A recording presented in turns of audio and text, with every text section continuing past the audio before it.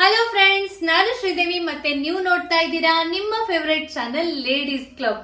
ಇವಾಗ ಸದ್ಯಕ್ಕೆ ಆರಿ ವರ್ಕ್ ತುಂಬಾ ಟ್ರೆಂಡ್ ನಲ್ಲಿ ನಡೆದಿದೆ. ಹೀಗಾಗಿ ಎಲ್ಲರಿಗೂ ಆರಿ ವರ್ಕ್ ಕಲಿಬೇಕು ಅಂತ ಆಸೆ ಇರುತ್ತೆ. ಆದ್ರೆ ಆರಿ ವರ್ಕ್ ಕಲಿವಾಗ ಎಕ್ಸಾಕ್ಟ್ಲಿ ಏನೆಲ್ಲ ಮಟೀರಿಯಲ್ ಬಳಸಬೇಕು ಅನ್ನೋ ಮಾಹಿತಿ ತುಂಬಾ ಜನರಿಗೆ ಇರೋದಿಲ್ಲ, ಅಥವಾ ಮಾಹಿತಿ ಇದ್ರೂ ಕನ್ಫ್ಯೂಷನ್ ಇರುತ್ತೆ. ಯಾವ ಮಟೀರಿಯಲ್ಗೆ ಏನಂತಾರೆ, ಯಾವ ಮಟೀರಿಯಲ್ ಯಾವ ರೀತಿ ಕಾಣುತ್ತೆ, ಅಥವಾ ಎಕ್ಸಾಕ್ಟ್ಲಿ ಏನೆಲ್ಲ ಮಟೀರಿಯಲ್ ನಮ್ಮ ಹತ್ರ ಇರಬೇಕು ಅಂತ. ಸೊ ಈ ಎಲ್ಲ ಕನ್ಫ್ಯೂಷನ್ ದೂರ ಮಾಡಕ್ಕೆ ಇವತ್ತಿನ ವಿಡಿಯೋನಲ್ಲಿ ಆರಿ ವರ್ಕ್ ಮಾಡಕ್ಕೆ ಏನೆಲ್ಲ ಮಟೀರಿಯಲ್ಸ್ ನಮ್ಮ ಹತ್ರ ಇರಬೇಕು ಅಂತ ಡೀಟೇಲ್ ಆಗಿ ನಾನು ನಿಮ್ ಜೊತೆ ಮಾಹಿತಿನ ಶೇರ್ ಮಾಡ್ತಾ ಇದ್ದೀನಿ. ಸೊ ಬನ್ನಿ ನೋಡೋಣ. ಆರಿ ವರ್ಕ್ ಮಟೀರಿಯಲ್ ನಲ್ಲಿ ಎಲ್ಲರಿಗಿಂತ ಇಂಪಾರ್ಟೆಂಟ್ ಬರುತ್ತೆ ಆರಿ ಸ್ಟ್ಯಾಂಡ್. ಸೊ ಆರಿ ಸ್ಟ್ಯಾಂಡ್ ಈ ರೀತಿ ಕಾಣುತ್ತೆ ನೋಡಿ. ಇದು ಮೇಲುಗಡೆ ಈ ರೀತಿ ಒಂದು ವುಡನ್ ಫ್ರೇಮ್ ಬರುತ್ತೆ. ಇದರಲ್ಲಿ ನಾವು ಆರಿ ವರ್ಕ್ ಮಾಡುವಾಗ ಕ್ಲಾತ್ ಅನ್ನ ಸೆಟ್ ಮಾಡಬೇಕು, ಅಂದ್ರೆ ಬಟ್ಟೆನ ಈ ಫ್ರೇಮ್ ನಲ್ಲಿ ಸೆಟ್ ಮಾಡಬೇಕು. ಬಟ್ಟೆನ ಸೆಟ್ ಮಾಡಿದ್ಮೇಲೆ ಇದು ಸ್ಟ್ಯಾಂಡ್ ನೋಡಿ ಈ ರೀತಿ ಇರುತ್ತೆ. ಇದು ಕೆಬ್ಬಣದ ಸ್ಟ್ಯಾಂಡ್ ಇರುತ್ತೆ. ಸೊ ಇದರಲ್ಲಿ 2 ಸೈಜಸ್ ಬರುತ್ತೆ, ಒಂದು 16 ಇಂಚ್, ಒಂದು 18 ಇಂಚ್. ಎರಡು ಯಾವ ಸೈಜ್ ತಗೊಂಡ್ರು ಕೂಡ ಓಕೆ. ಇದನ್ನೇ ಇರಬೇಕು ಅದನ್ನೇ ಇರಬೇಕು ಅಂತ ಏನಿಲ್ಲ. ನಿಮ್ಗೆ ಯಾವ ಸೈಜ್ ಓಕೆ ಅನ್ಸುತ್ತೆ ಆ ಸೈಜ್ ಅದ ಸ್ಟ್ಯಾಂಡ್ ಅನ್ನ ನೀವು ಪರ್ಚೇಸ್ ಮಾಡಬೇಕು. ಇಂಪಾರ್ಟೆಂಟ್ ಏನು ಅಂದ್ರೆ ಯಾವ ಸೈಜ್ ಅದ ಸ್ಟ್ಯಾಂಡ್ ತಗೊಳ್ತಾ ಇದ್ದೀರಾ ಅದೇ ಸೈಜ್ ಅದ ಫ್ರೇಮ್ ಕೂಡ ತಗೋಬೇಕು. ಸ್ಟ್ಯಾಂಡ್ ಒಂದ್ ಸೈಜ್ದು ಫ್ರೇಮ್ ಒಂದ್ ಸೈಜ್ದು ಈ ರೀತಿ ಇದ್ರೆ ನಡೆಯೋದಿಲ್ಲ. ಸ್ಟ್ಯಾಂಡ್ ಯಾವ್ದಿದೆ ಅದೇ ಫ್ರೇಮ್ ಇದ್ರೇನೆ ಎಕ್ಸಾಕ್ಟ್ಲಿ ಫ್ರೇಮ್ ಈ ರೀತಿ ನೋಡಿ ಸ್ಟ್ಯಾಂಡ್ ನಲ್ಲಿ ಸೆಟ್ ಆಗುತ್ತೆ. ಓಕೆನಾ? ಸೊ ಇದು ತುಂಬಾ ಇಂಪಾರ್ಟೆಂಟ್ ಇದೆ. ಇದರಿಂದ ಆರಿ ವರ್ಕ್ ತುಂಬಾ ಫಿನಿಶಿಂಗ್ ನೀಟ್ ಆಗಿ ಆಗುತ್ತೆ, ಸ್ಟಿಚ್ ಮಾಡಕ್ಕೆ ತುಂಬಾ ಈಸಿ ಆಗುತ್ತೆ. ಅದರ ನಂತರ ಬರುತ್ತೆ ಬಟ್ಟೆ. ಸೊ ತುಂಬಾ ಜನರಿಗೆ ಕನ್ಫ್ಯೂಷನ್ ಇರುತ್ತೆ ಆರಿ ವರ್ಕ್ ಮಾಡಕ್ಕೆ ಯಾವ ರೀತಿ ಬಟ್ಟೆನ ಬಳಸಬೇಕು ಅಂತ. ಸೊ ಯಾವುದೇ ತರದ ಬಟ್ಟೆ ಇದ್ರೂ ಕೂಡ ನಡೆಯುತ್ತೆ, ನೋ ಪ್ರಾಬ್ಲಮ್. ಎಲ್ಲ ಟೈಪ್ ಅದ ಬಟ್ಟೆ ಮೇಲೆ ನೀವು ಆರಾಮಾಗಿ ಆರಿ ವರ್ಕ್ ಮಾಡಬಹುದು.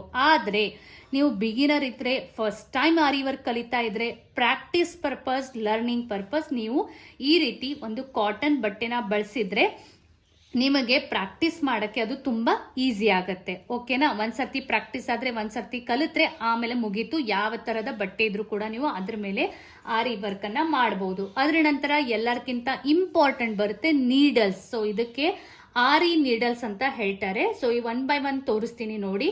ಇದು ಫಸ್ಟ್ ನೀಡಲ್ ಇದೆ ನೋಡಿ, ಕ್ಲಿಯರ್ ಆಗಿ ಕಾಣಿಸ್ತಾ ಇದೆ ಅಂತ ಅನ್ಕೊಳ್ತಾ ಇದ್ದೀನಿ. ಫಸ್ಟ್ ನೀಡಲ್ ಏನಿದೆ ಇಲ್ಲಿ ಮೇಲ್ಗಡೆ ನೋಡ್ತಾ ಇರಬಹುದು. ಇದರದ್ದು ಎಡ್ಜ್ ನೋಡಿ ಯಾವ ರೀತಿ ಇದೆ, ತುಂಬಾ ಫ್ಲಾಟ್ ಇದೆ. ಓಕೆ, ಇದಕ್ಕೆ ಬೀಡ್ ವರ್ಕ್ ನೀಡಲ್ ಅಂತಾರೆ. ಅಂದ್ರೆ ಬೀಡ್ಸ್ ಬಳಸುವಾಗ ನೀವು ಈ ರೀತಿ ಆರಿ ನೀಡಲ್ ಅನ್ನ ಬಳಸಬೇಕು. ಅದರ ನಂತರ ಇದು ಇದೆ ಜರಿ ನೀಡಲ್, ಅಂದ್ರೆ ಜರ್ದೋಸಿ ಆಗಿರ್ಬೋದು ಅಥವಾ ಸಿಲ್ಕ್ ಥ್ರೆಡ್ ಆಗಿರ್ಬೋದು, ಜರಿ ಥ್ರೆಡ್ ಆಗಿರ್ಬೋದು, ಅದನ್ನ ವರ್ಕ್ ಮಾಡಕ್ಕೆ ನೀವು ಈ ರೀತಿ ನೀಡಲ್ ಅನ್ನ ಬಳಸಬಹುದು. ಆಮೇಲೆ ಏನಾಗುತ್ತೆ ಅಂದ್ರೆ ಆರಿ ವರ್ಕ್ ಕಲಿವಾಗ ಇದು ನೋಡಿ ನೀಡಲ್ ತುಂಬಾ ಥಿನ್ ಇದೆ. ಸೊ ಇದು ಕಲಿವಾಗ ಸ್ವಲ್ಪ ಜನರಿಗೆ ಕಷ್ಟ ಆಗುತ್ತೆ, ಇದನ್ನ ನೀಡಲ್ ಹಿಡಿಯಕ್ಕೆ, ಸ್ಟಿಚ್ ಮಾಡಕ್ಕೆ ಕಷ್ಟ ಆಗುತ್ತೆ. ಸೊ ಆ ಸಮಯದಲ್ಲಿ ಎಲ್ಲರಿಗೂ ಜನರಲ್ ಆಗಿ ಯೂಸ್ ಆಗೋದು ಈ ಕ್ರೋಶಾ ನೀಡಲ್ಸ್. ಇದರಿಂದ ಆರಿ ವರ್ಕ್ ಮಾಡಕ್ಕೆ ತುಂಬಾ ಅಂದ್ರೆ ತುಂಬಾ ಈಸಿ ಆಗುತ್ತೆ. ಸೊ ನೀವು ಬಿಗಿನರ್ ಇದ್ರೆ ಆರಾಮಾಗಿ ಈ ರೀತಿ ಕ್ರೋಶಾ ನೀಡಲ್ಸ್ ಅನ್ನ ತಗೊಂಡು ಆರಾಮಾಗಿ ಆರಿ ವರ್ಕ್ ಕಲಿಬಹುದು. ಸೊ ಬಿಗಿನರ್ಸ್ ಇದ್ರೆ ನಾನು ಎಲ್ಲರಿಗೂ ಇದೇ ನೀಡಲ್ಸ್ ಅನ್ನ ಸಜೆಸ್ಟ್ ಮಾಡ್ತೀನಿ. ಇದರಲ್ಲಿ 2 ನಂಬರ್ಸ್ ಬರುತ್ತೆ, ಒಂದು 14, ಒಂದು 24.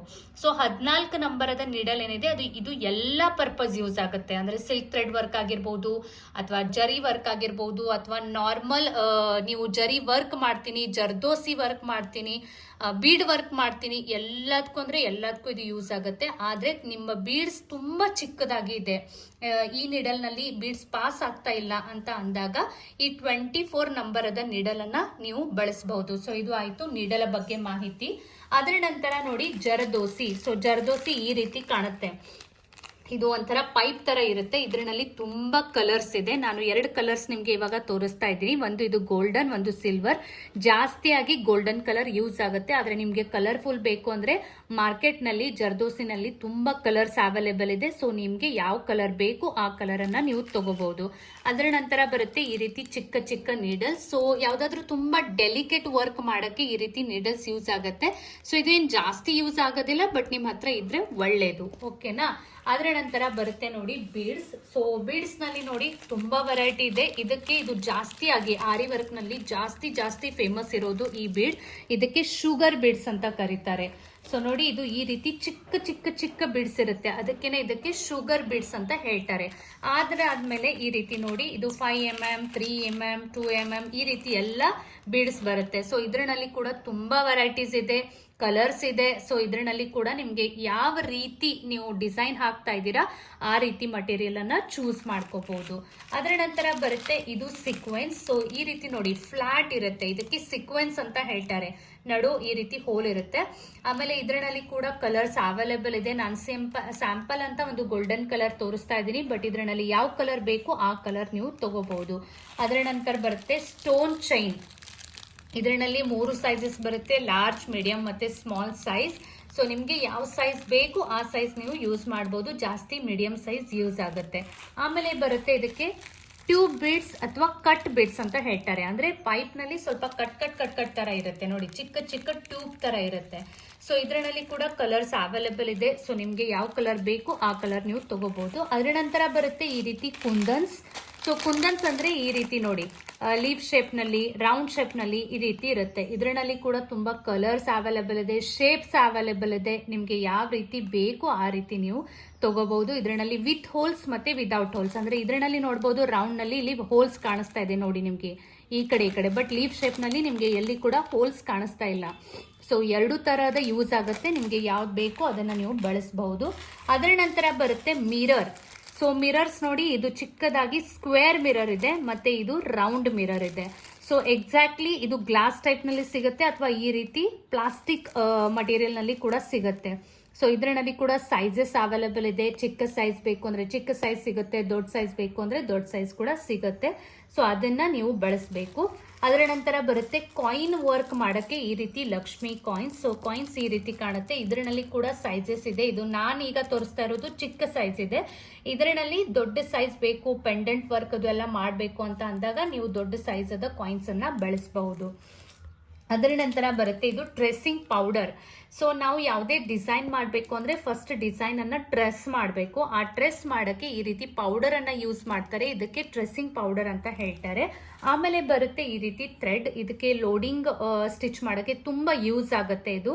ಸೊ ಇದು ಈ ರೀತಿ ಕಾಣುತ್ತೆ ನೋಡಿ, ಈ ರೀತಿ ಪೈಪಿಂಗ್ ಮಾಡಕ್ಕೆ ಯೂಸ್ ಮಾಡ್ತಾರಲ್ವಾ, ಅದೇ ಥ್ರೆಡ್ ಇದು. ಅದರ ನಂತರ ಬರುತ್ತೆ ಈ ರೀತಿ ಎಂಬ್ರಾಯ್ಡ್ರಿ ಥ್ರೆಡ್. ಅದು ಈ ರೀತಿ ಕಾಣುತ್ತೆ. ಇದರಲ್ಲಿ ಕೂಡ ತುಂಬಾ ವೆರೈಟೀಸ್ ಕಲರ್ಸ್ ಅವೈಲೇಬಲ್ ಇದೆ.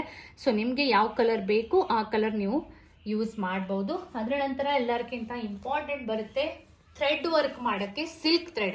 ತುಂಬಾ ಜನರಿಗೆ ಕನ್ಫ್ಯೂಷನ್ ಆಗುತ್ತೆ ಥ್ರೆಡ್ ವರ್ಕ್ ಮಾಡಕ್ಕೆ ಯಾವ ಥ್ರೆಡ್ ಬಳಸಬೇಕು. ಸೊ ಥ್ರೆಡ್ ವರ್ಕ್ ಮಾಡಕ್ಕೆ ಯಾವಾಗಲೂ ಸಿಲ್ಕ್ ಥ್ರೆಡ್ ಅನ್ನ ಬಳಸ್ತಾರೆ. ಸೊ ನಾನು ಸ್ಯಾಂಪಲ್ ಆಗಿ 2 ರೋಲ್ಸ್ ಇಲ್ಲಿ ತೋರಿಸ್ತಾ ಇದ್ದೀನಿ. ನೀವು ಯಾವ ಕಲರ್ ಅದ ಬ್ಲೌಸ್ ಇದೆ ಅದರ ಪ್ರಕಾರ ಕಾಂಬಿನೇಷನ್ ನಲ್ಲಿ ನೀವು ಬಳಸಬಹುದು.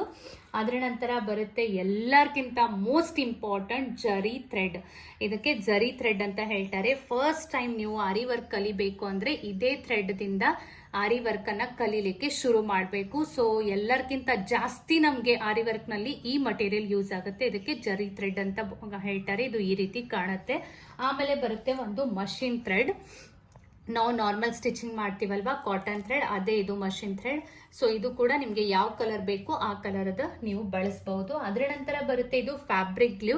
ಸೊ ಆಗಲೇ ಹೇಳಿದ್ನಲ್ಲ, ಇದು ವಿದೌಟ್ ಹೋಲ್ಸ್. ಈ ರೀತಿ ಕುಂದನ್ಸ್ ಎಲ್ಲ ಅಟ್ಯಾಚ್ ಮಾಡಕ್ಕೆ ಅಥವಾ ಏನಾದ್ರೂ ಲಾಸ್ಟ್ಗೆ ಆರಿ ನಾಟ್ ಅದು ಎಲ್ಲ ಆದ್ಮೇಲೆ ಅದು ಬಿಚ್ಚಬಾರ್ದು ಅಂತ ಸ್ವಲ್ಪ ಸ್ಟಿಕ್ ಮಾಡಕ್ಕೆ ಈ ರೀತಿ ಫ್ಯಾಬ್ರಿಕ್ ಗ್ಲೂ ಬೇಕಾಗುತ್ತೆ. ಸೊ ಇದು ಫ್ಯಾಬ್ರಿಕ್ ಆಗಿ ಇರುತ್ತೆ ಸ್ಪೆಷಲಿ.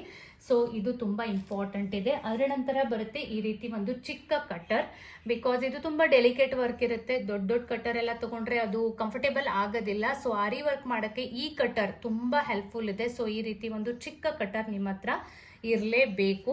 ಅದರ ನಂತರ ಬರುತ್ತೆ ಇದು ಥ್ರೆಡ್. ಇದು ಥ್ರೆಡ್ ಎದಕ್ಕೆ ಯೂಸ್ ಮಾಡ್ತಾರೆ ಅಂದ್ರೆ ಟ್ರೆಸ್ಸಿಂಗ್ ಮಾಡಿದ್ಮೇಲೆ ಟ್ರೆಸ್ಸಿಂಗ್ ಪೌಡರ್ ನಲ್ಲಿ ಬಳಸಲಿಕ್ಕೆ.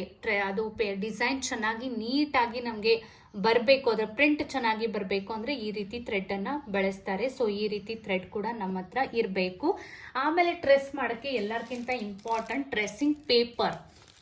ಸೊ ಇದು ನೋಡಿ, ಯಾವುದೇ ಬುಕ್ ಸ್ಟಾಲ್ ನಲ್ಲಿ ನಿಮ್ಗೆ ಸಿಗುತ್ತೆ. ಈ ರೀತಿ ಒಂದು ಟ್ರಾನ್ಸ್ಪರೆಂಟ್ ಪೇಪರ್ ಇರುತ್ತೆ, ಅಂದ್ರೆ ನಮ್ಗೆ ಡಿಸೈನ್ಸ್ ನೀಟ್ ಆಗಿ ಕಾಣುತ್ತೆ. ಇದಕ್ಕೆ ಟ್ರೆಸ್ಸಿಂಗ್ ಪೇಪರ್ ಅಂತ ಹೇಳ್ತಾರೆ. ಸೊ ನೀವು ಸ್ಟೇಷನರಿ ಶಾಪ್ ಅಥವಾ ಬುಕ್ ಸ್ಟಾಲ್ನಲ್ಲಿ ಹೋಗಿ ಟ್ರೆಸ್ಸಿಂಗ್ ಪೇಪರ್ ಕೊಡಿ ಅಂತ ಹೇಳಿದರೆ ಅವರು ಟ್ರೆಸ್ಸಿಂಗ್ ಪೇಪರ್ ಕೊಡ್ತಾರೆ. ಅದರ ನಂತರ ಈ ರೀತಿ ಕಾರ್ಬನ್. ಸೊ ನಿಮಗೆ ಎಕ್ಸಾಕ್ಟ್ಲಿ ತುಂಬ ದೊಡ್ಡ ದೊಡ್ಡ ಇದು ಬೇಡ, ಡಿಸೈನ್ ಬೇಡ, ಚಿಕ್ಕ ಚಿಕ್ಕ ಬುಟ್ಟ ಡಿಸೈನ್ಸ್ ಅಷ್ಟೇ ಸಾಕು ಅಂದರೆ ಆವಾಗ ಈ ರೀತಿ ಸಿಂಪ್ಲಿ ನೀವು ಕಾರ್ಬನನ್ನು ಯೂಸ್ ಮಾಡ್ಬೋದು. ಸೊ ಇಷ್ಟೆಲ್ಲ ಮಟೀರಿಯಲ್ಸ್ ನಮಗೆ ಆರಿ ವರ್ಕ್ ಮಾಡೋಕ್ಕೆ ಬೇಕಾಗತ್ತೆ.